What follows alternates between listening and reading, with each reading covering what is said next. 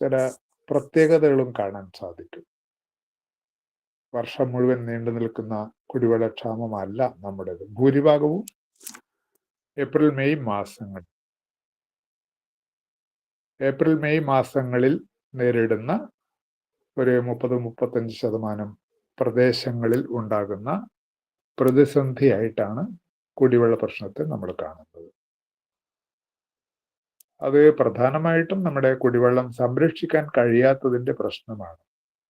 ഉപരിതലത്തിലായാലും ഭൂഗർഭത്തിലായാലും വേണ്ടത്ര സംരക്ഷിക്കുവാൻ നമുക്ക് സാധിക്കുന്നില്ല എന്നുള്ളതാണ് അടിസ്ഥാന കാരണം. ഇവിടെ നമ്മുടെ തദ്ദേശഭരണ സ്ഥാപനങ്ങൾക്കാണെങ്കിൽ കൃത്യമായ ചില അധികാരങ്ങൾ ഈ രംഗത്ത് നൽകിയിട്ടുമുണ്ട്. ഇപ്പോൾ ഗ്രാമപഞ്ചായത്തുകൾക്ക് ഇത് സംബന്ധിച്ച് 2 അധികാരങ്ങളാണ് നൽകിയിട്ടുള്ളതെന്ന് അറിയാമല്ലോ നിയമത്തിൽ. അവരുടെ പരിധിക്കകത്ത്, പഞ്ചായത്തിന്റെ പരിധിക്കകത്ത് കുടിവെള്ള വിതരണത്തിനുള്ള സംവിധാനം ഉണ്ടാക്കുക എന്നുള്ളതാണ് ഒന്ന്. അത് മാനേജ് ചെയ്യുക എന്നുള്ളതാണ് രണ്ടാമത്തേത്.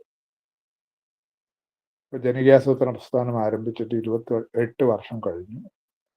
ഇപ്പോഴും നമ്മൾ തദ്ദേശഭരണ സ്ഥാപനങ്ങളുടെ ഒരു പ്രധാനപ്പെട്ട ഉത്തരവാദിത്വമായ ഈ കുടിവെള്ള പ്രശ്നം പൂർണ്ണമായിട്ടും പരിഹരിക്കുവാൻ സാധിച്ചിട്ടില്ല. പ്രാദേശിക കൈകാര്യം ചെയ്യാൻ കഴിയേണ്ട ഒരു പ്രധാനപ്പെട്ട വിഷയമാണിത്. അപ്പം അതെന്തുകൊണ്ട് സാധിക്കുന്നില്ല? അതിന് പ്രാദേശികമായിട്ട് എന്തൊക്കെ തടസ്സങ്ങളാണുള്ളത്? അതെങ്ങനെയാണ് നമുക്ക് കൈകാര്യം ചെയ്യാൻ പറ്റുക? ഇങ്ങനെ ഒരു ചർച്ച വ്യാപകമായിട്ട് നടക്കുന്നുണ്ട്. വേനൽക്കാലത്ത് ഇത്തരം ചർച്ച നടക്കുന്നു, മഴ വരുന്നതോടുകൂടി നമ്മളൊക്കെ മറക്കുന്നു. ഇതാണ് ഒരു പൊതുസ്ഥിതി. ഇപ്പോൾ AKG പഠന ഗവേഷണ കേന്ദ്രത്തിന്റെ നേതൃത്വത്തിൽ അടുത്ത കോൺഗ്രസ് നടക്കുകയാണ്. അപ്പൊ അതിലും ഒക്കെ ഈ ഇത്തരത്തിലുള്ള വിഷയങ്ങൾ ധാരാളമായിട്ട് ചർച്ച ചെയ്യപ്പെടും നമുക്കറിയാം. അപ്പൊ അതിലേക്ക് കൂടി ഒരു കോൺട്രിബ്യൂഷൻ ഇവിടെ നടക്കുന്ന ചർച്ചകളിൽ ഉണ്ടാകണം എന്ന് ഞങ്ങളൊക്കെ ആഗ്രഹിക്കുന്നുണ്ട്. ഞാൻ ഈ ആമുഖം അധികം നീട്ടാതെ ഡോക്ടർ ജോയിയോട് ഇവിടെ ഒരു സംസാരം, ഈ വിഷയം അവതരിപ്പിച്ച് സംസാരിക്കാൻ അഭ്യർത്ഥിക്കുകയാണ്. ഞാൻ നിർദ്ദേശിക്കുന്നത് ജോയ് ഒരു 40-45 മിനിറ്റിൽ കൂടാത്ത തരത്തിലൊരു അവതരണം നടത്തുക. അത് കഴിഞ്ഞ് നമുക്ക് പങ്കാളികളിൽ നിന്ന് ഒരു പ്രധാനപ്പെട്ട ചോദ്യങ്ങൾ ഉന്നയിക്കാൻ ചെറിയൊരു സമയം അനുവദിക്കുക, അതിനോട് പ്രതികരിക്കുക. ഒടുവിൽ ഞാൻ അത് ക്രോഡീകരിച്ചുകൊണ്ട് അവസാനം ഒരു 5 മിനിറ്റ് സംസാരിക്കാം. ഇങ്ങനെയാണ് ഞാൻ നിർദ്ദേശിക്കുന്നത്. രാജേന്ദ്ര, ഇങ്ങനെ പോരെ? ഹമീദേ? ഓക്കെ, ശരി. അപ്പോൾ ഞാൻ ഡോക്ടർ ജോയിയെ സന്തോഷപൂർവ്വം ഈ വിഷയ അവതരണത്തിനായിട്ട് ക്ഷണിക്കുക. പ്രിയപ്പെട്ടവരെ, ഇങ്ങനെ ഒരു പരിപാടിയിൽ പങ്കെടുക്കാനുള്ള അവസരം കിട്ടിയതിന് ഉള്ള സന്തോഷം ആദ്യം അറിയിക്കുകയാണ്. ഞാനിത് പ്രതീക്ഷിച്ചത് TG ഇത് കാര്യമായിട്ട് പറയുമെന്നും അതിന്റെ വെച്ചിട്ട് ചുവട് പിടിച്ച് കാര്യങ്ങൾ ഞാനും സംസാരിക്കുമെന്നാണ് എൻ്റെ മനസ്സിലുണ്ടായിരുന്നത്. ഇതിപ്പോ തിരിച്ച് എൻ്റെ പോസ്റ്റിലേക്കായി നോക്കാം. അപ്പൊ അങ്ങനെയാണ് കാര്യങ്ങൾ.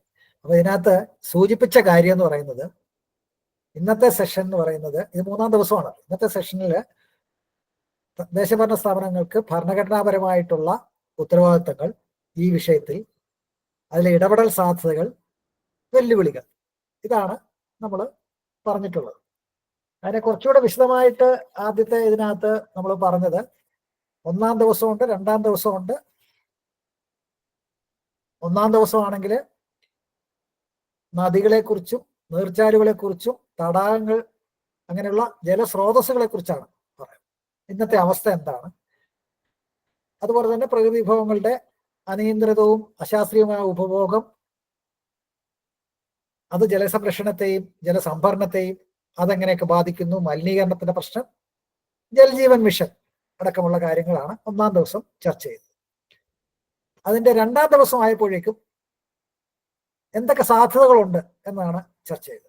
ഡോക്ടർ അമീദിന്റെ നേതൃത്വത്തിൽ ആദ്യ ദിവസം ശ്രീ ഹരിലാലിന്റെ നേതൃത്വത്തിലൊക്കെ ചെയ്തിരുന്നത്.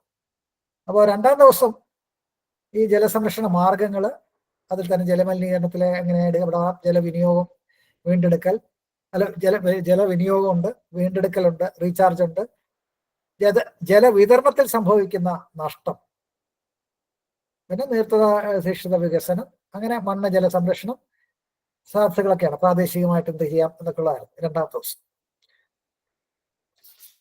ഇന്ന് മൂന്നാം ദിവസം നമ്മൾ ചർച്ച ചെയ്യാമെന്ന് പറഞ്ഞ വിഷയം എന്ന് പറയുന്നത്, ആദ്യം പറഞ്ഞ ഭരണഘടനാപരമായ ഉത്തരവാദിത്തങ്ങളൊക്കെ പറഞ്ഞതിന്റെ കുറച്ചുകൂടെ ഒന്ന് വിശദമായിട്ടാക്കുകയാണെങ്കിൽ, പ്രശ്നപരിഹാരത്തിനായി ഇന്നലെ വരെ കൊണ്ട് അവതരിപ്പിച്ച പ്രവർത്തന പരിപാടികളിൽ ഏതെല്ലാം നമ്മുടെ പ്രാദേശിക സർക്കാരുകൾക്ക്, തദ്ദേശ സ്വയംഭരണ സ്ഥാപനങ്ങൾക്ക് നിർവഹിക്കാൻ കഴിയും, വെല്ലുവിളികൾ എന്താണ്, കേന്ദ്ര സർക്കാരുകൾ വിവിധ വകുപ്പുകൾ നൽകേണ്ട പിന്തുണാ സംവിധാനങ്ങൾ എന്തൊക്കെയാണ്, ഇതാണ് നമ്മൾ ഇന്ന് ചർച്ച ചെയ്യാനായിട്ട് വിചാരിച്ച കാര്യം. ഞാനിത് ഇന്നലത്തെയും മിനിങ്ങാന്നത്തേതുമായിട്ടുള്ള വിഷയങ്ങൾ, ചർച്ചകൾ കേട്ടതിന് ശേഷം ഞാനിങ്ങനെ ആലോചിക്കുകയായിരുന്നു, ഈ പറഞ്ഞ് അവതരിപ്പിച്ച പ്രവർത്തന പരിപാടികളിൽ ഏതെല്ലാം തദ്ദേശ സ്വയംഭരണ സ്ഥാപനങ്ങൾക്ക് നിർവഹിക്കാൻ കഴിയും. അപ്പോ അതിന് മുന്നോടിയായിട്ട് പറഞ്ഞത് ഭരണഘടനാപരമായ ഉത്തരവാദിത്തങ്ങളുടെ കാര്യവും പുറപ്പെടും. ഞാൻ ഭരണഘടനാപരമായ ഉത്തരവാദിത്തം മാത്രമല്ല, നമ്മുടെ കേരള പഞ്ചായത്ത് രാജ് അതുപോലെ തന്നെ മുനിസിപ്പാലിറ്റി ആക്ടുകളിൽ പറഞ്ഞിട്ടുള്ള കാര്യങ്ങളും കൂടി പരിശോധിക്കേണ്ടത്. അതിനകത്ത് എന്തൊക്കെയാണ് പറഞ്ഞിട്ടുള്ളത് എന്നും കൂടെ പരിശോധിക്കണമല്ലോ. അപ്പൊ ഇതെല്ലാം കൂടെ നോക്കിക്കഴിഞ്ഞപ്പോൾ ഇന്നത്തെ സെഷൻ ആവശ്യമുണ്ടോ എന്നുള്ള സംശയത്തിലാണ് ഞാൻ നിൽക്കുന്നത്. കാരണം ഇന്നലെ വരെ പറഞ്ഞ ഏതാണ്ട് എല്ലാ കാര്യങ്ങളും നമ്മുടെ തദ്ദേശ സ്വയംഭരണ സ്ഥാപനങ്ങളുടെ പ്രവർത്തന പരിധിയിൽ വരുന്നതാണ്. ചിലതൊക്കെ ഉത്തരവാദിത്വങ്ങളാണെങ്കിൽ ചിലതൊക്കെ ചെയ്യാനുള്ള അവകാശങ്ങളുള്ളതുമാണ്. ഈ രീതിയിലാണ് ഞാൻ അതിനെ കാണുക. ഈ പറഞ്ഞ ഞാനിപ്പോ പറഞ്ഞല്ലോ എന്തൊക്കെ വിഷയങ്ങളാണ് ഇന്നലെ മിനിങ്ങാന്നുമായി സംസാരിച്ചത്, അതെല്ലാം തന്നെ ഒരു തരത്തിൽ നിന്ന് മറ്റൊരു തരത്തിൽ ഉണ്ട്. ഇതിൽ കുറച്ചുകൂടെ വിശദമായിട്ട് പരിശോധിച്ചാൽ ഗ്രാമപഞ്ചായത്തുകൾക്ക് എന്ത് ചെയ്യാം, ബ്ലോക്ക് പഞ്ചായത്തുകൾക്ക് എന്ത് ചെയ്യാം, ജില്ലാ പഞ്ചായത്തുകൾക്ക് എന്ത് ചെയ്യാം, മുനിസിപ്പാലിറ്റിയിൽ കോർപ്പറേഷനിലും എന്ത് ചെയ്യാം എന്നതും വളരെ വ്യക്തമായിട്ട് നമ്മുടെ നിയമപുസ്തകങ്ങളിൽ എഴുതി വെച്ചിട്ടുണ്ട്. ഇനി അതിന്റെ അടുത്ത ഘട്ടത്തിലേക്ക് പോയാൽ സെൻ കമ്മിറ്റി റിപ്പോർട്ടാണ് ഒരു അടിസ്ഥാനം. നമ്മുടെ കേരളത്തിലെ വികേന്ദ്രീകരണത്തില് പിന്നെ സെൻ കമ്മിറ്റി റിപ്പോർട്ട് ഒരു വളരെ പ്രധാനപ്പെട്ട കാര്യം. അതിനകത്തൊരു 8 സമീപനങ്ങൾ, പ്രിൻസിപ്പിൾസ് എന്ന് പറയുന്ന രീതിയിൽ പറഞ്ഞതിന്റെ അടിസ്ഥാനത്തിലാണ് നമ്മൾ ഇതിനെയൊക്കെ ചിട്ടപ്പെടുത്തിയിരിക്കുന്നത്. അതിൽ ഞാൻ എപ്പോഴും പ്രധാനമായി കാണുന്നത് ഈ പ്രിൻസിപ്പിൾ ഓഫ് സബ്സിഡിയാരിറ്റി എന്നുള്ളതാണ്. സബ്സിഡിയാരിറ്റി 8 ഉണ്ട്. അതിനകത്ത് പലതുണ്ട്. പാർട്ടിസിപ്പേഷൻ ഉണ്ട്, റോൾ ക്ലാരിറ്റി വേണം, അങ്ങനെ പിന്നെ കോംപ്ലിമെന്റാരിറ്റി, കൺവേജൻസ്, അങ്ങനെ ഉള്ള എല്ലാം ഉണ്ട്. അതിനകത്ത് പ്രിൻസിപ്പിൾ ഓഫ് സബ്സിഡിയാരിറ്റി. എന്താ പ്രിൻസിപ്പിൾ ഓഫ് സബ്സിഡിയാരിറ്റി? വളരെ ലളിതമാണ്. അതത് തലങ്ങളിൽ ചെയ്യാൻ കഴിയുന്നത് അതത് തലങ്ങളിൽ തന്നെ ചെയ്യാം, അത്രേ ഉള്ളൂ കാര്യം. അങ്ങനെയാണെങ്കിൽ നമ്മളിപ്പോ ഇന്നലെയും മിനിങ്ങാന്നും സംസാരിച്ച പല കാര്യങ്ങളിലും അതത് തലങ്ങളിൽ ചെയ്യാൻ കഴിയുന്നത് അതത് തലങ്ങളിൽ ചെയ്യാൻ കഴിയുക എന്ന് പറഞ്ഞു കഴിഞ്ഞാൽ ഈ പറഞ്ഞ വിഷയങ്ങളെല്ലാം അതിനകത്ത് നമുക്ക് ചെയ്യാൻ കഴിയുന്നത്. അത് തന്നെയാണ് നിയമത്തിലും പറയുന്നത്, ഭരണഘടനയിലും പറയുന്നത് അങ്ങനെയാണ്. കാര്യം പ്രത്യേകിച്ച് ഷെഡ്യൂളിൽ 14 ഷെഡ്യൂളിലും അത് തന്നെയാണ് പറഞ്ഞിട്ടുള്ളത്. ഈ വിഷയങ്ങളൊക്കെ തന്നെ അതിനകത്ത് വരും. അപ്പൊ ഇതെങ്ങനെ ചെയ്യാം എന്നതിനെ കുറിച്ചാണ്. അതില്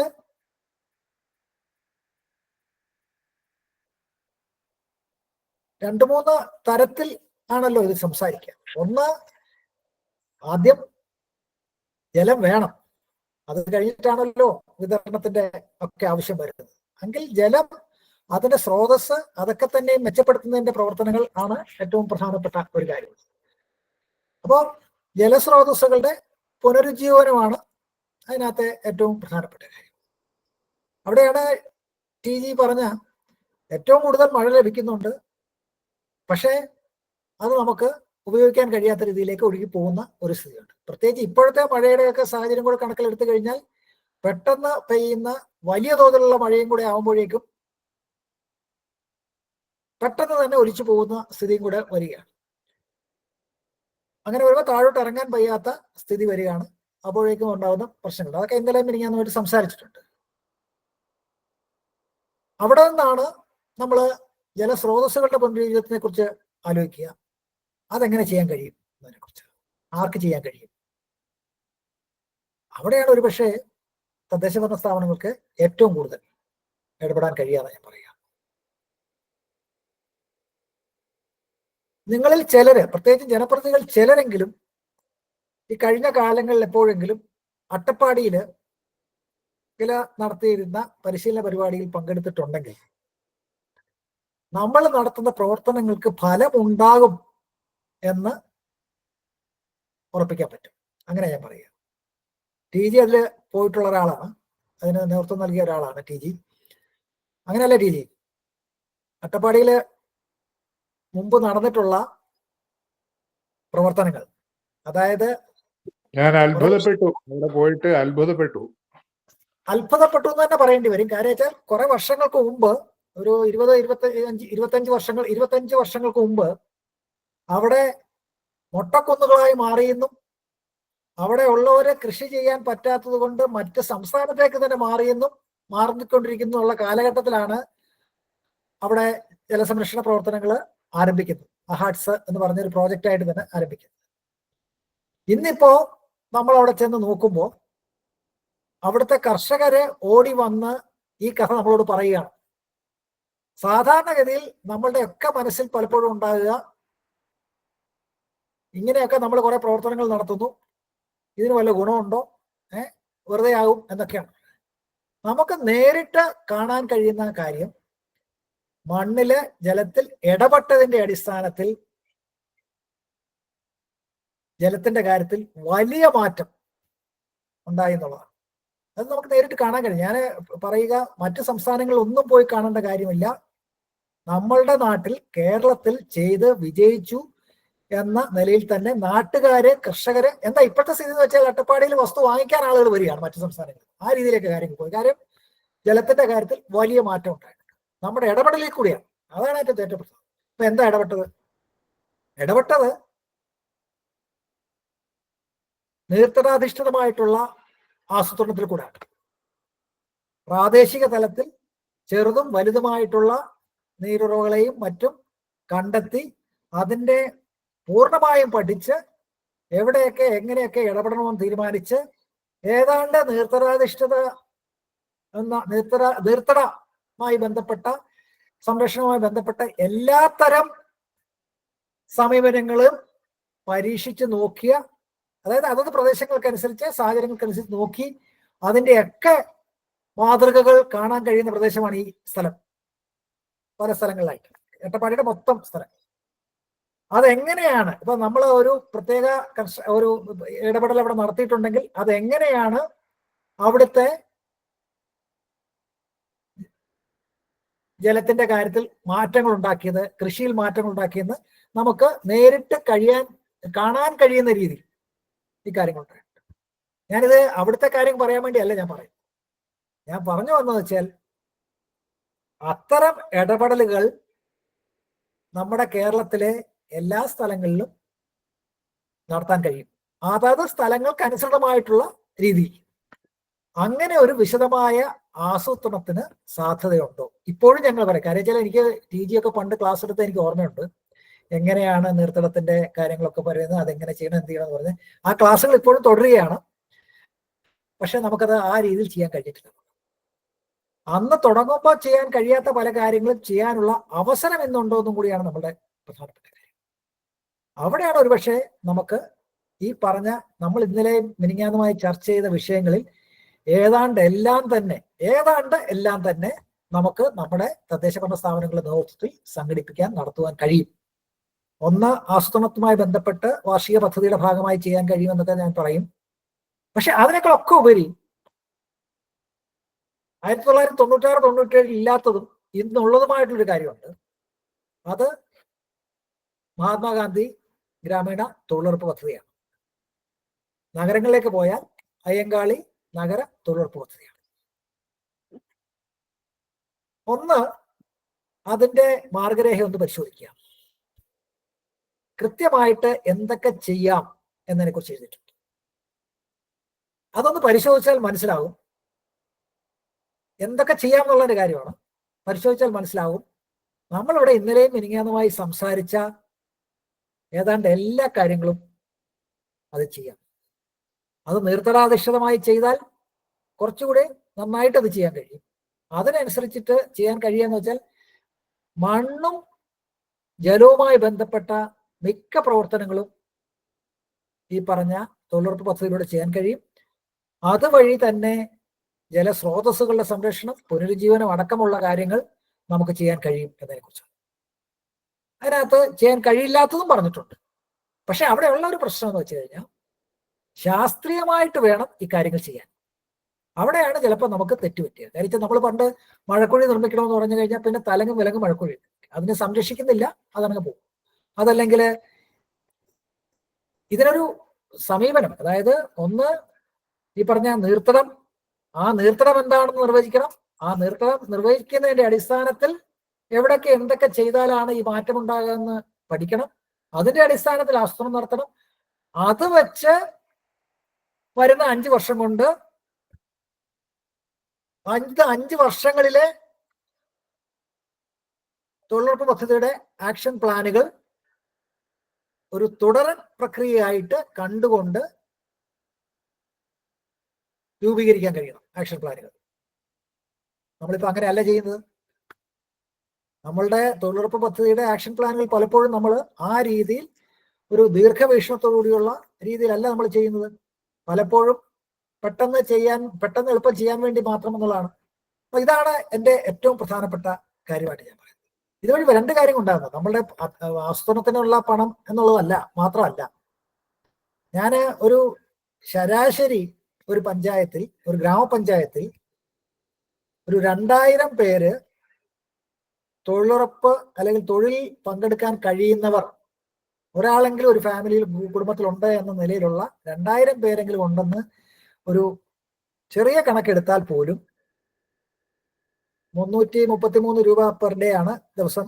അത് 300 രൂപ എന്ന് കണക്കാക്കിയാൽ പോലും 2000 ഗുണം 300, അങ്ങനെ 100 ദിവസം എന്ന് പറഞ്ഞാൽ എത്രയായി? 6 കോടിയുടെ, ഞാൻ കണക്ക് തെറ്റിയില്ലല്ലോ, 2000 ഗുണം 300 ഗുണം 100, 6 കോടി രൂപയുടെ മണ്ണ് ജല സംരക്ഷണ പ്രവർത്തനങ്ങൾ നടത്താനുള്ള പണം ഒരു പഞ്ചായത്തിൽ എത്തുകയാണ്. പക്ഷെ അതിനനുസരിച്ചുള്ള ആക്ഷൻ പ്ലാൻ വേണം. അങ്ങനെ ചെലവഴിക്കുമ്പോൾ വ്യക്തമായ ആസൂത്രണത്തിൽ കൂടി നമുക്ക് ഭാവിയിലേക്ക് ജലം സംരക്ഷിക്കുന്നതിന് വേണ്ടിയിട്ടുള്ള അല്ലെങ്കിൽ പുനരുജ്ജീവിപ്പിക്കുന്നതിന് വേണ്ടിയിട്ടുള്ള പ്രവർത്തനങ്ങളാകണം എന്ന് തീരുമാനിച്ചുറപ്പിച്ച് വളരെ ശാസ്ത്രീയമായിട്ട് ഈ കാര്യങ്ങൾ ചെയ്യാൻ കഴിയും.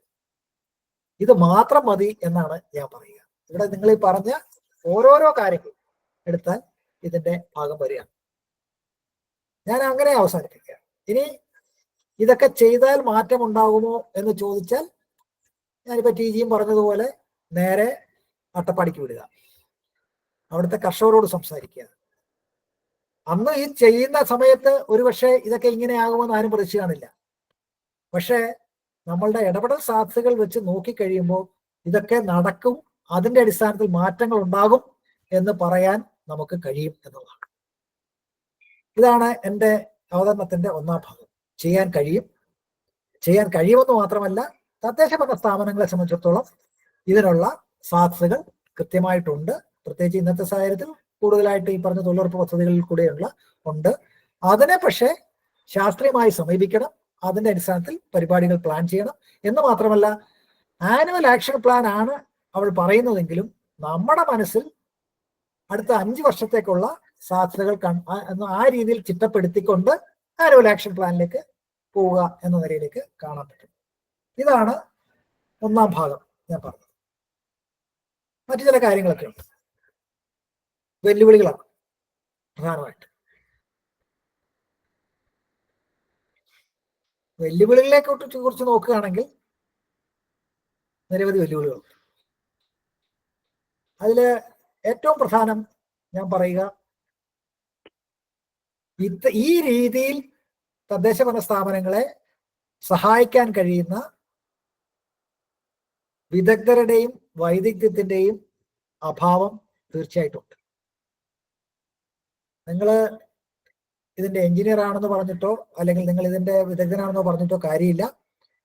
ഇങ്ങനെ ദീർഘവീക്ഷണത്തോടുകൂടി ആസൂത്രണം ചെയ്യാൻ തദ്ദേശഭരണ സ്ഥാപനങ്ങളിലെ ജനപ്രതിനിധികളെയും ഉദ്യോഗസ്ഥരെയും ആ ദിശയിലേക്ക് നയിക്കാൻ താല്പര്യമുള്ള വീക്ഷണമുള്ള വിദഗ്ധരുടെ അഭാവം ഓരോ തദ്ദേശഭരണ സ്ഥാപനത്തിലെയും ഏറ്റവും വലിയ വെല്ലുവിളിയാണെന്ന് ഞാൻ പറയുന്നത്. നമ്മുടെ പഞ്ചായത്തിനെ കണ്ടുകൊണ്ട് അല്ലെങ്കിൽ ഞങ്ങളുടെ നഗരത്തെ കണ്ടുകൊണ്ട് നമ്മൾ അതിന്റെ നീർത്തടത്തിന്റെ സ്വഭാവം കണ്ടുകൊണ്ട് എവിടെ ഇടപെടണം, എങ്ങനെ ഇടപെടണമെന്ന് പറഞ്ഞു കൊടുക്കാൻ കഴിയുന്ന, പ്ലാനിങ് നടത്താൻ കഴിയുന്ന, അതിന് സഹായിക്കാൻ കഴിയുന്നവരുടെ അഭാവം പല തദ്ദേശഭരണ സ്ഥാപനങ്ങളും ഉണ്ട്. എന്നോട് തന്നെ പല പഞ്ചായത്ത് പ്രസിഡന്റുമാരും പറയാറുണ്ട്, ഇതൊക്കെ ഒന്ന് തയ്യാറാക്കി തരാൻ ആരെങ്കിലും പറയൂ, ക്ലാസ്സൊക്കെ നിങ്ങൾ എടുത്തോളൂ, പക്ഷേ ഇത് ഞങ്ങൾ പോയി ഇത് ചെയ്യാൻ കഴിയില്ലല്ലോ. പക്ഷെ ഇത് ചെയ്യാൻ കഴിയുന്ന, അത് പറയാൻ കഴിയുന്ന ആളുകളെ ഓരോ പ്രദേശത്തും ലഭിക്കാൻ കഴിയുമോ എന്നതാണ് ഒന്നാമത്തെ വെല്ലുവിളി. അതാണ്, ആളില്ലാത്തതല്ല, പക്ഷെ വേണ്ട സ്ഥലങ്ങളിൽ എത്തണം. അതുപോലെ തന്നെ ഈ വീക്ഷണത്തോടുകൂടി, നിങ്ങൾ ടെക്നിക്കലി വലിയ എക്സ്പെർട്ട് ആയിരിക്കും, പക്ഷെ ഈ വീക്ഷണത്തോടുകൂടി ഇതിൽ ഈ പ്രക്രിയയിൽ വിശ്വാസവും കൂടിയുള്ള ആളുകൾ തന്നെ ഉണ്ടാവേണ്ടതാണ് ഏറ്റവും വലിയ വെല്ലുവിളി എന്ന് ഞാൻ പറയും. സാധാരണഗതിയിൽ പണം ഒരു പ്രശ്നമാണെന്ന് പറയുമെങ്കിലും ഈ കാര്യത്തിൽ ഞാൻ ആദ്യമേ പറഞ്ഞുപോയി, പണം ലഭ്യമാണ്. നമ്മൾ ആക്ഷൻ പ്ലാൻ തയ്യാറാക്കി പ്രവർത്തിക്കാൻ ശ്രമിച്ചാൽ ചില തടസ്സങ്ങളൊക്കെ ഇടയ്ക്കിടയ്ക്ക് വരുമെങ്കിൽ പോലും പൊതുവെ ഞാൻ പറയുമ്പോൾ നമുക്ക് പണം ലഭ്യമാണ്, ലഭ്യമാക്കാൻ പറ്റും എന്നുള്ളതാണ്. അപ്പോൾ അതാണ് ഒരു വെല്ലുവിളി എന്ന നിലയിൽ പറഞ്ഞിട്ടുള്ളത്. വൈദഗ്ധ്യത്തിന്റെ അഭാവം, പ്രാദേശിക തലത്തിൽ കിട്ടേണ്ട വൈദഗ്ധ്യത്തിന്റെ അഭാവം ഒരു പ്രധാനപ്പെട്ട പ്രശ്നം. അപ്പൊ അത് നിർത്തലാധിഷ്ഠിത വികസനവുമായി ബന്ധപ്പെട്ടും ഇതിന്റെ സംരക്ഷണത്തിനൊക്കെ പ്രധാന കാര്യങ്ങളാണ്. എന്നാല് മറ്റു ചില വെല്ലുവിളികളും കൂടി കടന്നു വരുന്നുണ്ട്. കാരണം വെച്ചാൽ ഇത് പലപ്പോഴും ഒരു പഞ്ചായത്ത് അതിർത്തിയിൽ മാത്രം വിചാരിച്ച് നടക്കില്ല. ഒരു പഞ്ചായത്ത് അതിർത്തിയിൽ മാത്രം വിചാരിച്ച് നടക്കില്ല. അടുത്ത പഞ്ചായത്തുകൾ ഉണ്ടാവും, അല്ലെങ്കിൽ അടുത്ത നഗരസഭ ഉണ്ടാവും. ഞാൻ ഒരു 3-4 വർഷം മുമ്പ്, 2-3 വർഷം മുമ്പ് ഒരു പഞ്ചായത്തില് നമ്മളൊരു വളരെ പ്രധാനപ്പെട്ട പ്രവർത്തനം കാണാനായിട്ട് പോയിരുന്നു. അപ്പൊ അവര് അവിടുത്തെ നീരുറവകള്, നദി എല്ലാം അത് ഒഴുകാനുള്ള ശ്രമങ്ങൾ നടത്തിക്കൊണ്ടിരിക്കുകയാണ്. നന്നായിട്ട് കാര്യങ്ങൾ നടക്കുന്നുണ്ട്.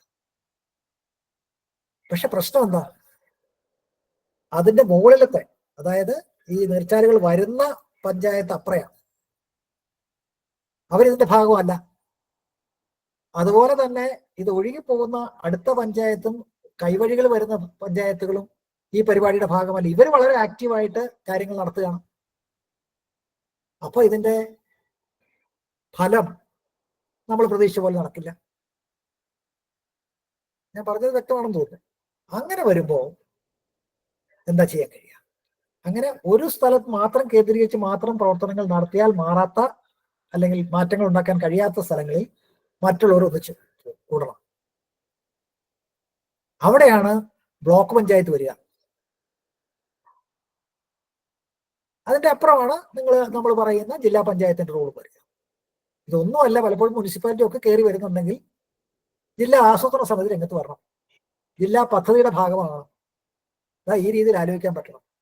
ഞാൻ പറഞ്ഞ പഞ്ചായത്ത് ഇങ്ങനെ ഒരു പ്രവർത്തനം നടത്തുകയും ആളുകളുടെ ശ്രദ്ധ ആകർഷിക്കുകയും ചെയ്തപ്പോൾ സ്വാഭാവികമായിട്ടും അതിന് മുകളിലുള്ള പഞ്ചായത്തും സൈഡിലും താഴെയുമുള്ള പഞ്ചായത്തും നേരിട്ട് ഇവരോട് കൂടെ കൂടിയില്ലെങ്കിലും അവരും പ്രവർത്തനങ്ങൾ ആരംഭിച്ചു എന്നുള്ളതാണ്. ഇതാണ് അതിന്റെ എഫക്റ്റ്. ഇവർ അത്രയും ചെയ്തിട്ടുള്ള കാര്യം, ഇവർക്ക് ഒരുപാട് സപ്പോർട്ട് കിട്ടിയിരുന്നു.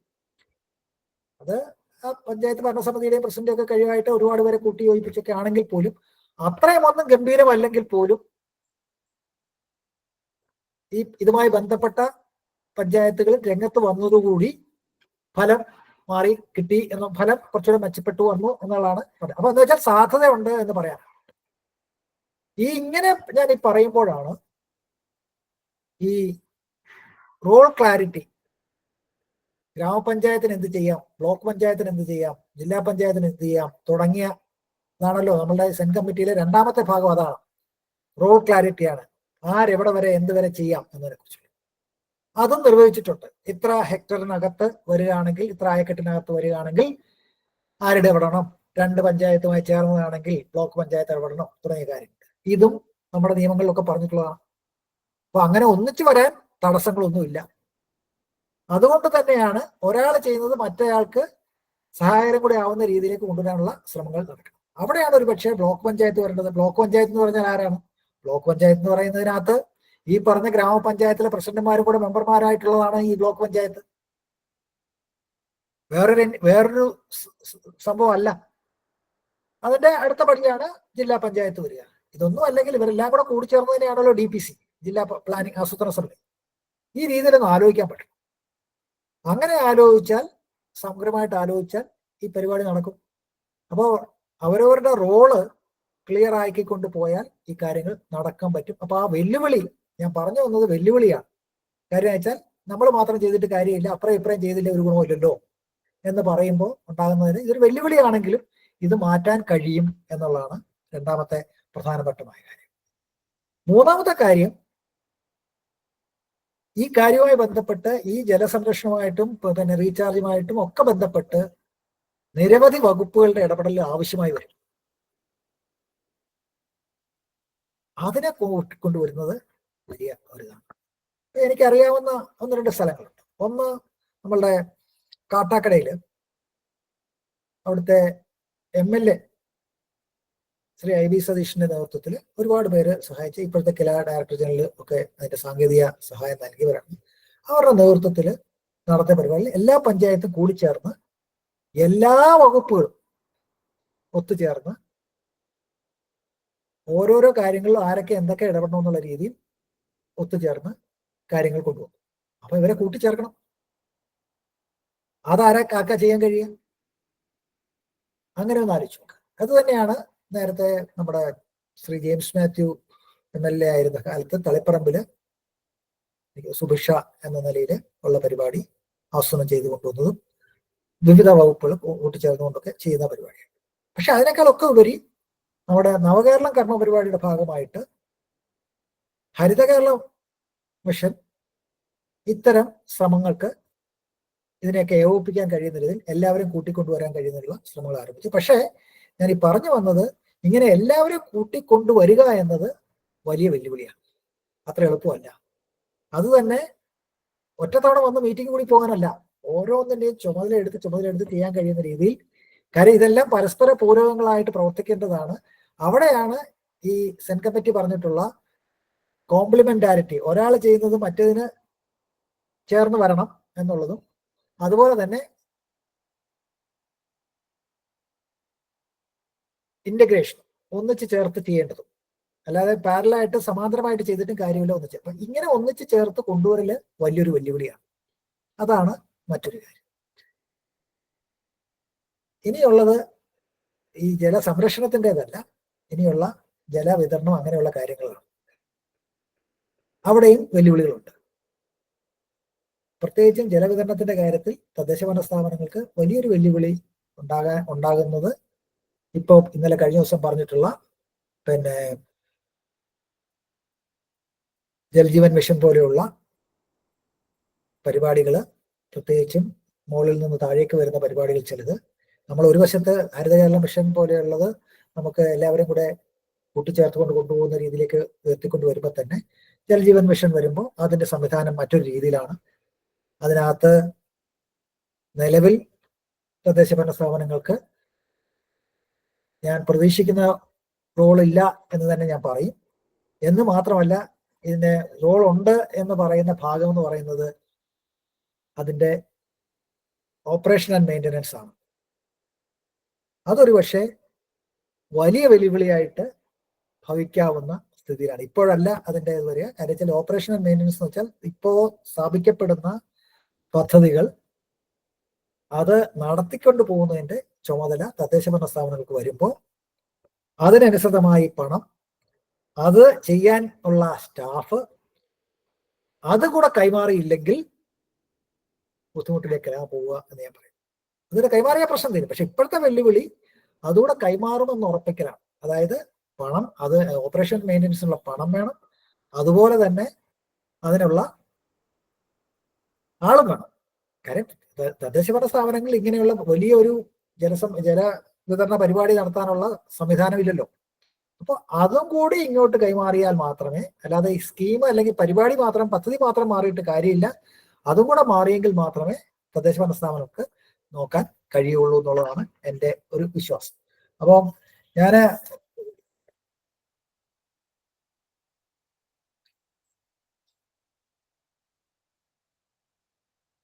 പ്രായോഗികമായിട്ട് ഉള്ള കാര്യം എന്നുള്ള രീതിയിലാണ് ഈ കാര്യം ഞാൻ സൂചിപ്പിച്ചത്.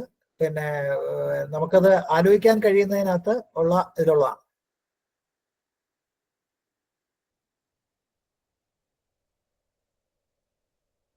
പിന്നെ ഇവിടെ പറഞ്ഞിട്ടുള്ള മറ്റൊരു കാര്യമുണ്ട്. പലപ്പോഴും ഇത് തുടങ്ങി വെക്കും, ഒന്ന് പൂർത്തീകരിക്കാൻ കഴിയുന്നില്ല പല കാരണങ്ങൾ കൊണ്ടും. ഇനി തുടങ്ങിയവയാണെങ്കിൽ അത് മുമ്പോട്ട് കൊണ്ടുപോകാൻ കഴിയും. അങ്ങനെയുള്ള സ്ഥലങ്ങളിലാണ് ഒരു പക്ഷേ നമുക്ക് പിന്നെ പ്രാദേശികമായിട്ടുള്ള, ഇപ്പം പാടശേഖര സമിതി പോലെയുള്ളവര് അവർക്ക് വേണ്ടത്ര സപ്പോർട്ട് നൽകിക്കൊണ്ട് മാത്രമേ അത് നടക്കൂ. അതിന് പാടശേഖര സമിതിക്ക് എല്ലാം വിട്ടു പോയി കഴിഞ്ഞാൽ അവർ ഒറ്റയ്ക്ക് ഇത് ചെയ്യാൻ കഴിയും. ഞാൻ മുമ്പ് പറഞ്ഞ പഞ്ചായത്തുകൾക്കല്ലേ തദ്ദേശ ഭരണ സ്ഥാപനങ്ങൾക്ക് ഇത് ഏറ്റെടുക്കാൻ കഴിയില്ല എന്ന് പറയുന്ന അതേ പ്രശ്നം പാടശേഖര സമിതികൾക്കും വരും. അവരെയും വളർത്തിക്കൊണ്ട് വരാൻ കഴിയുന്നില്ല. അപ്പോൾ സ്വാഭാവികമായിട്ടും അങ്ങനെ വരുമ്പോൾ ഡിപ്പാർട്ട്മെന്റലിസത്തിനും അപ്പുറത്തേക്ക് പ്രാദേശികമായിട്ടുള്ള സമിതികൾക്കുള്ള റോള് കുറച്ചുകൂടി ശക്തമാക്കേണ്ടത് ഉണ്ട് എന്നാണ് എനിക്ക് തോന്നുന്നത്. അപ്പൊ ഇങ്ങനെ വരുമ്പോൾ നമ്മുടെ മൂന്നാമത്തെ ചോദ്യത്തിലേക്ക് വരിക, കേന്ദ്ര സംസ്ഥാന സർക്കാരുകൾ വിവിധ വകുപ്പുകളും നൽകേണ്ട പിന്തുണാ സംവിധാനങ്ങൾ എന്താണെന്നുള്ളതിനെ കുറിച്ചാണ്. അതില് ഒന്നാമത്തെ കാര്യം ഞാൻ ആദ്യം സൂചിപ്പിച്ച പ്രാദേശിക തലത്തിൽ ഉപയോഗിക്കാൻ കഴിയുന്ന സാങ്കേതിക വൈദഗ്ധ്യം. വലിയ റോക്കറ്റ് സയൻസ് അല്ല നമ്മൾ ഉദ്ദേശിക്കുന്നത്. ഇതിനെ എങ്ങനെ ജനകീയമാക്കിക്കൊണ്ട് ഇത് ചെയ്യാൻ കഴിയുന്ന ആ രീതിയിൽ ആലോചിക്കാൻ കഴിയുന്ന വിദഗ്ധരുടെ സംഘം പ്രാദേശിക തലത്തിൽ എത്തണം എന്നുള്ളതാണ്. അവിടെ ഒരുപക്ഷെ തൊഴിലുറപ്പ് പദ്ധതിയുടെ ഒക്കെ തന്നെ സംവിധാനത്തിൽ അത്തരക്കാർക്ക് കൂടുതൽ അതിന്റെ പ്ലാനിങ് സ്റ്റേജിലും ഒക്കെ തന്നെ അതിനനുസൃതമായിട്ടുള്ള ഒരു രീതിശാസ്ത്രത്തിലേക്ക് കൊണ്ടുവരാൻ കഴിയണം എന്നുള്ളതാണ്. വളരെ പിന്നെ എന്താ പറയുക, വളരെ സാങ്കേതികം മാത്രമായിട്ട് പോയി കഴിഞ്ഞാൽ ഇതുണ്ട്. അതിന്റെ കാര്യം ഭാവിയെക്കുറിച്ച് അറിയുന്ന കർഷകരുണ്ടാവണം. കാര്യം ഇവിടെ ഇന്നത് ചെയ്താൽ ഇങ്ങനെയാണെന്ന് പറയാൻ കഴിയുന്നതുണ്ടാവണം. ആ രീതിയിലേക്ക് കൊണ്ടുവരാൻ കഴിഞ്ഞാൽ അത് ആ രീതിയിലേക്ക് നമ്മളുടെ ഗൈഡ് ലൈൻസ്, മാർഗനിർദ്ദേശങ്ങളൊക്കെ തന്നെയും അങ്ങനെ ചിട്ടപ്പെടുത്താൻ കഴിയുമോ എന്നുള്ളതാണ് ഒരു കാര്യം. അത് അവിടെയാണ് ഒരുപക്ഷെ നമ്മളുടെ ഹരിത കേരള മിഷനും മറ്റും ഒരുപാട് സഹായിക്കാൻ കഴിയുക. അതിനെ കൂടുതൽ ശക്തിപ്പെടുത്താൻ എങ്ങനെ കഴിയും എന്നതിനെ കുറിച്ച് ഒരു പ്രാദേശികമായിട്ട് വൈദഗ്ധ്യം എത്തിക്കാൻ കഴിയുന്ന രീതിയിൽ ഉള്ള ഒന്നാമത്തെ കാര്യം. അതുപോലെ തന്നെ രണ്ടാമത്തെ ഒരു കാര്യമുള്ളതെന്ന് വെച്ച് കഴിഞ്ഞാൽ ഇതിന്റെ ഫണ്ട് തന്നെയാണ്. ഞാനിവിടെ സൂചിപ്പിച്ചതുപോലെ തന്നെ ആ പ്ലാനുകൾക്കനുസൃതമായിട്ട് തൊഴിലുറപ്പ് പദ്ധതിക്കകത്തുനിന്ന് കിട്ടാവുന്നതുണ്ട്. പക്ഷെ മറ്റ് തലങ്ങളിൽ കൂടിയും ഡിപ്പാർട്ട്മെന്റിന്റെ പണവും ഡിപ്പാർട്ട്മെന്റുകളുടെ പല ഇനിഷ്യേറ്റീവ്സും ഇതിലൂടെ എങ്ങനെ കൂട്ടിച്ചേർക്കാൻ കഴിയും എന്ന നിലയിലേക്ക് ആലോചിക്കാൻ കഴിയണം. അതാണ് ഒരുപക്ഷെ വകുപ്പുകൾക്ക് ചെയ്യാൻ കഴിയുന്ന ഏറ്റവും വലിയ കാര്യം. അതായത് നമ്മൾ സംസ്ഥാന അടിസ്ഥാനത്തിൽ സ്കീമൊക്കെ ഉണ്ടായിക്കോട്ടെ, പക്ഷെ അത് പ്രാദേശിക തലത്തിൽ പ്രാദേശിക ഇടപെടലുകളുമായിട്ട് എങ്ങനെ കൂട്ടിച്ചേർക്കാൻ കഴിയുമെന്നുള്ള ഒരു ഫ്ലെക്സിബിലിറ്റി അവരുടെ സ്കീമുകൾ ഉണ്ടെങ്കിൽ മാത്രമേ ഇത് ചെയ്യാൻ കഴിയൂ. അതിനകത്ത് പല വകുപ്പുകളുണ്ട്. ആ വകുപ്പുകളെല്ലാം ചേരും. ഇപ്പൊ കൃഷി വകുപ്പ് ഉണ്ടാവും, അതുപോലെ തന്നെ ചെറുകിട ജലസേന, അങ്ങനെ എല്ലാ വകുപ്പുകളും ഒന്നിച്ചു ചേരേണ്ട സ്ഥിതിയുണ്ട്. അത് ആ രീതിയിലേക്കാണ് രണ്ടാമത്തെ പോയിന്റ്. പിന്നെ മൂന്നാമത്തത് ഇത് കൈകാര്യം ചെയ്യാനുള്ള വൈദഗ്ധ്യം, സാങ്കേതിക വൈദഗ്ധ്യം മാത്രമല്ല, ഇത് നിലനിൽക്കത്തക്ക രീതിയിൽ മുമ്പോട്ട് കൊണ്ടുപോകാൻ കഴിയുന്ന ഒരു മോണിറ്ററിംഗ് സംവിധാനം പ്രാദേശിക തലത്തിൽ ഉപയോഗിക്കാൻ കഴിയുന്ന രീതിയിലുള്ളത് ഉണ്ടാകാനുള്ള സാധ്യതയാണ് മൂന്നാമത്തത്. അത് നമുക്ക് ചിട്ടപ്പെടുത്താൻ എങ്ങനെയാണ് വകുപ്പുകൾക്ക് കഴിയുക, അത് തദ്ദേശ ഭരണ സ്ഥാപനങ്ങൾക്ക് സഹായകരമായ രീതി എങ്ങനെ ചെയ്യാൻ കഴിയും എന്നതിനെ കുറിച്ചാണ് ആലോചിക്കേണ്ടത്. അപ്പൊ ഞാൻ പിന്നെ ആദ്യ റൗണ്ട് എന്ന നിലയിൽ ഇത്രയും കാര്യങ്ങളാണ് ഞാൻ പറയാൻ ഉദ്ദേശിച്ചത്. ഞാൻ ഇത്രേ പറഞ്ഞുള്ളൂ, അധികം കാര്യങ്ങളൊന്നും പറഞ്ഞില്ല. ഒന്ന്, ഇന്നലെയും മിനിങ്ങാന്നുമായി ചർച്ച ചെയ്ത ഏതാണ്ട് എല്ലാ കാര്യങ്ങളും നമ്മളുടെ തദ്ദേശ ഭരണ സ്ഥാപനങ്ങളുടെ ഇടപെടലിൽ വരേണ്ടതാണ്, വരാവുന്നതാണ്, ഉത്തരവാദിത്വമുണ്ട്, അതുപോലെ തന്നെ പിന്നെ ചെയ്യാൻ കഴിയുന്നതുമാണെന്നുള്ള ഒന്ന്. പക്ഷെ അതിലേറ്റവും ചെയ്യാൻ കഴിയുന്ന ഏറ്റവും വലിയ മാർഗം അടിയന്തരമായിട്ടാണെങ്കിൽ ഇതൊക്കെ ഉപയോഗിക്കാൻ കഴിയുന്നത് നമ്മുടെ പദ്ധതി പണത്തിന്റെ അഭാവം ഉണ്ടെങ്കിൽ പോലും നമ്മൾക്ക് തൊഴിലുറപ്പ് പദ്ധതികൾ, 2 തൊഴിലുറപ്പ് പദ്ധതികളും നമുക്ക് ഉപയോഗിക്കാൻ കഴിയുന്നതാണ്. അതിനെ എങ്ങനെ ചെയ്യും? അതിന് ആദ്യം ഞാൻ ഇപ്പോഴും വീണ്ടും പറയുകയാണ്, രണ്ട് കാര്യങ്ങൾ നിങ്ങൾ ചെയ്യണം. ജനപ്രതിനിധികളുണ്ടെങ്കിൽ അല്ലെങ്കിൽ അതിനെ സഹായിക്കുന്നവരുണ്ടെങ്കിൽ, ഒന്ന്, നമ്മുടെ പഞ്ചായത്തിൽ അല്ലെങ്കിൽ മുനിസിപ്പാലിറ്റിയിൽ എത്ര കുടുംബങ്ങൾ ഒരാളെങ്കിലും തൊഴിലെടുക്കാൻ പറ്റുന്നവരാണ്. എന്നുവെച്ചാൽ തൊഴിലുറപ്പ് പദ്ധതി വരുന്നുണ്ടോ ഇല്ലയോ എന്നുള്ളതല്ല, ഇത് നാടിന്റെ ഒരു ആവശ്യമാണെന്നും കൂടെ കണക്കിലെടുത്ത് ആ വീട്ടിൽ നിന്ന് ഒരാൾ തൊഴിലിൽ പോകാൻ തയ്യാറാണെങ്കിൽ അയാൾക്ക് ചെയ്യാൻ കഴിയുന്ന രീതിയിലേക്കുള്ള ശ്രമമാണ് ഒന്നാമത്തെ കാര്യം. അപ്പൊ അത് എത്ര ഉണ്ടോയെന്നൊന്ന് കണക്കാക്കുക, എത്ര സാധ്യത ഉണ്ടോയെന്ന് കണക്കാക്കുക. അതാണ് അടിയന്തരമായിട്ട് നിങ്ങൾക്ക് ചെയ്യാൻ കഴിയുന്ന കാര്യം. അതോടൊപ്പം തന്നെയാണ് അതിന്റെ ആസൂത്രണത്തിന്റെ കാര്യങ്ങളിലേക്കൊക്കെ പോകേണ്ടത്. പക്ഷെ എന്തായാലും ഈ കാര്യം നിങ്ങൾക്ക് ചെയ്യാവുന്നുള്ളൂ. എത്രമാത്രം നമുക്ക് ചെയ്യാൻ കഴിയുമെന്നതിന്റെ ഒരു ധാരണ കിട്ടും. മൂന്നാമത് ഞാൻ പറഞ്ഞത് കുറച്ചുകൂടി ഉയർന്ന തലത്തിലേക്ക് ഇടപെടേണ്ടതാണ്. അതും കൂടി നമുക്ക് ആലോചിക്കേണ്ടതാണ്. പ്രത്യേകിച്ചും ഞാൻ ഈ പറഞ്ഞ ജൽജീവൻ മിഷന്റെ ഒക്കെ കാര്യങ്ങൾ വരുമ്പോഴേക്കും ഉള്ളതാണ്. ഞാൻ ഒരു കാര്യം കൂടി പറഞ്ഞ് അവസാനിപ്പിക്കാം. ഈ ജലസ്രോതസ്സുകളെ മെച്ചപ്പെടുത്തുന്നൊക്കെ പറയുമ്പോൾ തന്നെയും മലിനീകരണത്തിന്റെ ഒരു വലിയ പ്രശ്നം, അതിലാണ് ഇപ്പോൾ വലിയ ഇടപെടലുകൾ നടന്നുകൊണ്ടിരിക്കുന്നത്. അതിനകത്താണ് മാലിന്യമുക്തം നവകേരളത്തിന്റെ ഭാഗമായും അല്ലാതെയുമായിട്ട് നടക്കുന്ന ഹരിതകേരള മിഷന്റെ ഒക്കെ ഭാഗമായിട്ട് നടത്തിയിട്ടുള്ള കുറേയധികം പ്രവർത്തനങ്ങളുണ്ട്. ആ പ്രവർത്തനങ്ങൾ കൂടുതൽ ശക്തിപ്പെടുത്തുക.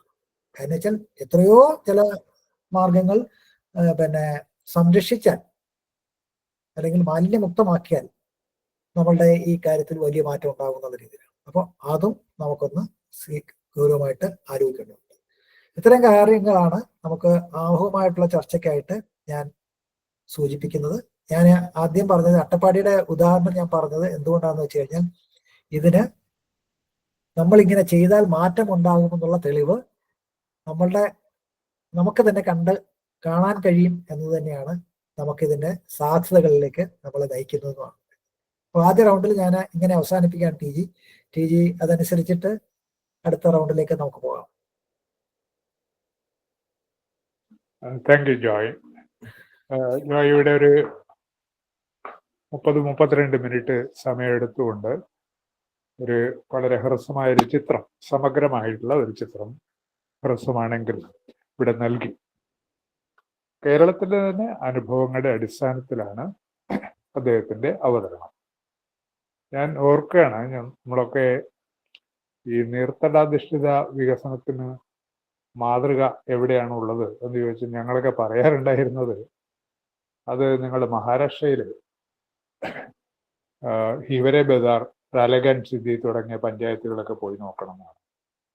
ഇപ്പൊ ഞാൻ ആരോടും അങ്ങനെ പറയാറില്ല. നിങ്ങൾ അട്ടപ്പാടി പോയി നോക്കൂ എന്നാണ് പറയാറുള്ളത്. കാരണം അട്ടപ്പാടിയിൽ ഇത് ഒരു ചെറിയൊരു പഞ്ചായത്തല്ല, 3 വലിയ പഞ്ചായത്തുകളാണ്. 3 വലിയ പഞ്ചായത്തുകളുള്ള ഒരു പ്രദേശത്ത് ഇതിന്റെ 2 ഭാഗങ്ങളും എനിക്ക് കാണാൻ പറ്റിയിട്ടുണ്ട്. ആദ്യകാലത്തെ വളരെ വിനാശകരമായ മണ്ണൊലിപ്പും അടക്കമുള്ള പരിസ്ഥിതി നാശം ഉണ്ടായിട്ടുള്ള ഒരു കാലഘട്ടം ഞാൻ കണ്ടിട്ടുണ്ട് അട്ടപ്പാടിയെ. ഇപ്പോൾ വളരെ ചിട്ടയായിട്ടുള്ള മണ്ണുജല സംരക്ഷണ പ്രവർത്തനങ്ങൾ നടത്തിയതിന്റെ അടിസ്ഥാനത്തിൽ അവിടെ വന്നിട്ടുള്ള പുനരുജ്ജീവനം, അതിനെ തുടർന്ന് അവിടെ ഉണ്ടായിട്ടുള്ള സാമ്പത്തിക വളർച്ച, വളരെ സമ്പന്നമായ ദാരിദ്ര്യമില്ലാത്ത ഒരു അട്ടപ്പാടി സൃഷ്ടിക്കുവാൻ സാധിച്ചത് ഈ സമീപനത്തിലൂടെയാണെന്നുള്ളത് വളരെ വ്യക്തമാണ്. അത്തരത്തിലുള്ള വിലയിരുത്തലുകളൊക്കെ നമുക്ക് ലഭ്യമാണ് ഇപ്പോഴും. അപ്പൊ ഇത് കേരളത്തിൽ എവിടെയും സാധ്യമാണ്. ഞാൻ ആലോചിക്കായിരുന്നു, എന്താണ് അട്ടപ്പാടിക്ക് കേരളത്തിന്റെ മറ്റു ഭാഗങ്ങളിൽ നിന്ന് സവിശേഷമായിട്ടുണ്ടായിരുന്ന ഒരു സാഹചര്യം ഈ കാര്യം നടക്കുന്നതിൽ.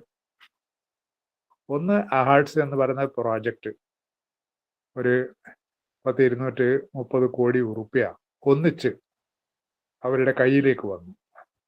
അത് 10 കൊല്ലം കൊണ്ട് നടപ്പാക്കാനുള്ള പദ്ധതികൾക്ക് ചെലവാക്കാനുള്ള പണം റെഡി ആയിട്ടുണ്ട്. 2, അതിന് നേതൃത്വം കൊടുക്കാനൊരു സംഘടന, ആഹാർട്സ് എന്ന സംഘടന, അതിൽ ഉള്ള വിദഗ്ധന്മാർ ഒക്കെ ഉണ്ട്. അട്ടപ്പാടിയിലെ ജനങ്ങൾ ഇതിന്റെ കൂടെ ആയിരുന്നില്ല ആദ്യം, അവരിതിനെ എതിർത്തവരായിരുന്നു. എന്നാൽ കുറച്ച് കഴിഞ്ഞപ്പോൾ അവർക്ക് മനസ്സിലായി, ബോധ്യമായി, ഇത് എതിർക്കേണ്ട സംഗതിയല്ല, ഇതോടെ നമ്മുടെ നാട് രക്ഷപ്പെടും എന്നുള്ള ഒരു തോന്നൽ അവർക്കുണ്ടായി. അങ്ങനെയാണ് ഒരു ഘട്ടത്തിൽ അവർ സഹകരിച്ചു തുടങ്ങിയത്. ഇന്നിപ്പോ അവർ തന്നെ പറഞ്ഞു, ഞങ്ങൾ ആദ്യം എതിർത്തത് ശരിയല്ല എന്ന് കുറച്ച് കഴിഞ്ഞാലും നമുക്ക് ബോധ്യമായത്. ഏതായാലും അട്ടപ്പാടി മറ്റൊരു മാതൃകയായിട്ട് മാറിയിരിക്കുന്നു. അപ്പോൾ അട്ടപ്പാടിയിലുള്ള സമാഹൃതമായ ധനം, വിദഗ്ധന്മാർ ഒക്കെ കേരളത്തിന്റെ മറ്റു പ്രദേശങ്ങൾ നോക്കിയാൽ ചെതറിക്കിടക്കുകയാണ്. NREGS പണമുണ്ട്, പഞ്ചായത്തിന്റെ കയ്യിൽ കുറച്ച് പണമുണ്ട്, CSR ഫണ്ട് ഉപയോഗിക്കുന്ന പല പഞ്ചായത്തുകളുമുണ്ട്. പക്ഷേ ഇതിനൊക്കെ സമാഹരിച്ച് നേതൃത്വപരമായൊരു പങ്കുവഹിക്കുവാൻ IB സതീഷിനെ പോലെയുള്ള ഒരു നേതാവ്, അല്ലെങ്കിൽ അഹാർട്സ് പോലുള്ള ഒരു പ്രോജക്റ്റ് നമ്മുടെ പ്രാദേശിക തലത്തിൽ ഇല്ല എന്നുള്ളത് ഒരു വലിയ പ്രശ്നമാണ്. ആ ഗ്യാപ്പ് ഫില്ല് ചെയ്യാൻ പല വഴികളുമുണ്ട്. ബ്ലോക്ക് പഞ്ചായത്തുകൾക്ക്, ജില്ലാ പഞ്ചായത്തുകൾക്ക്, DPCകൾക്ക് ഒക്കെ ഇത് ഉത്തരവാദിത്തം എടുക്കാം. MLAമാർക്ക് വേണമെങ്കിൽ അങ്ങനെ എടുക്കാം. നമുക്ക് കുടിവെള്ളക്ഷാമമില്ലാത്ത ഒരു കേരളം സ്വപ്നം കാണുക എന്ന് മാത്രമല്ല, യാഥാർത്ഥ്യത്തിലേക്ക് കൊണ്ടുവരാൻ സാധിക്കും. അതിനുള്ള ഒരു ഇച്ഛാശക്തി കാണിച്ചാൽ മാത്രം മതി. അത് ചെയ്യുന്നതിന് ഇന്ന് തടസ്സമായി നിൽക്കുന്നത് നമ്മുടെ തദ്ദേശ ഭരണ സ്ഥാപനങ്ങളുടെ ഭാവന ഇല്ലാത്ത ഒരു പ്രവർത്തനം, പിന്നെ നിലനിന്ന് വരുന്ന ഒരു രീതിയുണ്ട്. കിട്ടുന്ന ഫണ്ട് വീതം വെക്കുക വാർഡ് തോറും എന്ന ഒരു സമീപനം ഒക്കെ ഇതിന് കാരണമാകുന്നുണ്ട്. അപ്പൊ അത് പരിഹരിച്ചാൽ തീർച്ചയായിട്ടും നമുക്ക് വഴികളുണ്ട് നമ്മുടെ മുന്നിൽ. അതായത് ഞാൻ ഈ സന്ദർഭത്തിൽ നീട്ടുന്നില്ല, നിങ്ങളുടെ ചോദ്യങ്ങൾക്കുള്ള സമയമാണ്. ക്ലാരിഫിക്കേഷൻസ് വല്ല ആവശ്യമുണ്ട്. ഇപ്പൊ നോട്ട് ഇവിടെ മെസ്സേജുകൾ കുറച്ച് എഴുതി വെച്ചിട്ടുണ്ട്, ജോയ് അത് നോക്കും എന്ന് ഞാൻ വിചാരിക്കുന്നു. അപ്പോൾ ബാക്കിയുള്ളവർക്ക് നേരിട്ട് ചോദിക്കാനുള്ള ഒരു സമയമാണിത്. വളരെ ക്ലിയർ കട്ട് പോയിന്റ്സ് ആണ് ചോദിക്കേണ്ടത്, വിശദീകരണം പാടില്ല. നിങ്ങൾക്ക് അറിയാനുള്ള കൂടുതൽ വിശദീകരണം ആവശ്യമുള്ള സംഗതികൾ മാത്രമേ ഉന്നയിക്കാവൂ. അതിനുള്ള സമയം നമുക്ക് ഒരു 15 മിനിറ്റ് അങ്ങനെ ഉപയോഗിക്കാവുന്നതാണ്. ഇതാണ് സമയം, തുടങ്ങിക്കോളൂ.